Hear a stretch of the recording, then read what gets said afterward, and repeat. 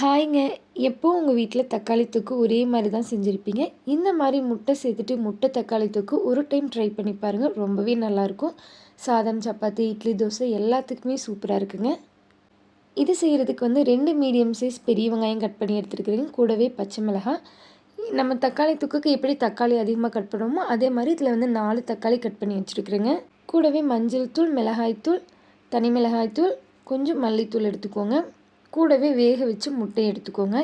நார்மலாக கொஞ்சம் சோம்பு சேர்த்துட்டு தாளிச்சுக்கோங்க. வெங்காயம், பச்சை மிளகாய், கருவேப்பிலை சேர்த்துட்டு நல்லா வதக்கி விட்டுருங்க. தொக்குக்கு தேவையான அளவு உப்பு சேர்த்துட்டு நல்லா வதக்கிட்டு கூடவே தக்காளியும் சேர்த்துருங்க. தக்காளி வந்து கொஞ்சம் நல்லா வெந்து வரட்டுங்க. ரொம்ப ஈஸியாக நம்ம வீட்டில் வந்து தக்காளி தொக்கு ரெசிபி செஞ்சுருவோங்க. அதுலேயே வந்து கொஞ்சம் முட்டை சேர்த்து செஞ்சிங்கன்னா நமக்கு வந்து சாப்பிட்றதுக்குமே கொஞ்சம் நல்லாயிருக்கும். ஈஸியான வேலையும் கூடங்க. இது வந்து இதுக்கு தான் சூட் ஆகும், அதுக்கு தான் சூட் ஆகும் அப்படிங்கிறது கிடையாது. ரைஸில் ஆரம்பிச்சுட்டு தோசை, இட்லி வரைக்கும் எல்லாத்துக்குமே சூப்பராக சூட் ஆகுங்க.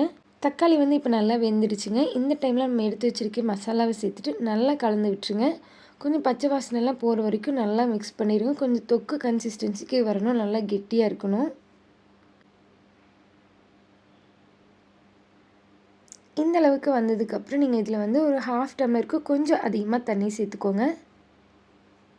ஏன்னா ரொம்ப கெட்டியாக இருக்கிறப்ப நம்ம முட்டை சேர்த்த முடியாது. இது வந்து தொட்டு சாப்பிட்றதுக்கு எல்லாமே நமக்கு வந்து கொஞ்சம் தண்ணி ஆட் பண்ணி கொதிக்க வச்சு எடுத்திங்கன்னா தான் நல்லாயிருக்கும். பார்த்திங்கன்னா கொஞ்சம் தண்ணி மாதிரி இருக்குது. இது நல்லா கொதித்து கொஞ்சம் கெட்டியாகி வரும்போது நம்ம வந்து முட்டை சேர்த்துக்கலாங்க. முட்டையில் வந்து லைட்டாக கீரல் போட்டு சேர்த்துக்கோங்க. அப்போ தான் நமக்கு அந்த தக்காளியோட ஃப்ளேவர் எல்லாமே கொஞ்சம் முட்டையில் சேருங்க. இன்னும் கொஞ்சம் வந்து திக்காகும்போது நம்ம வந்து இறக்கிடலாங்க. கொஞ்சம் தண்ணியோட்டு இருக்கும்போது நம்ம முட்டை சேர்த்துட்டு நல்லா கலந்து விட்டுருங்க. 1 நிமிஷம் போல் வச்சிங்கன்னா நமக்கு வந்து நல்லா திக்காகி வந்துடுங்க. பார்த்திங்கன்னா தெரியும், கொஞ்சம் நல்லாவே திக்காயிருச்சு. இந்த டைமில் வந்து மல்லி இலை சேர்த்துட்டு இறக்கிடுங்க. அவ்வளோதாங்க, நம்ம எப்பவும் செய்கிற தக்காளி தொக்குலேயே சூப்பரான ஒரு முட்டை தக்காளி தொக்கு ரெசிபி ரெடி ஆயிடுச்சுங்க. கண்டிப்பாக ட்ரை பண்ணுங்கள். அதுவும் டிஃபன் ஈஸியாக செஞ்சுருவோம். தோசை, இட்லி ஏதாவது செஞ்சுருவோம். பட் சைட் டிஷ்னால் சட்னி இல்லை சாம்பார் இந்த மாதிரி தான் செஞ்சிட்ருப்போம். அந்த டைமில் முட்டையை சேர்த்துட்டு இந்த மாதிரி கொஞ்சம் டிஃப்ரெண்ட்டாக ட்ரை பண்ணி பாருங்கள்.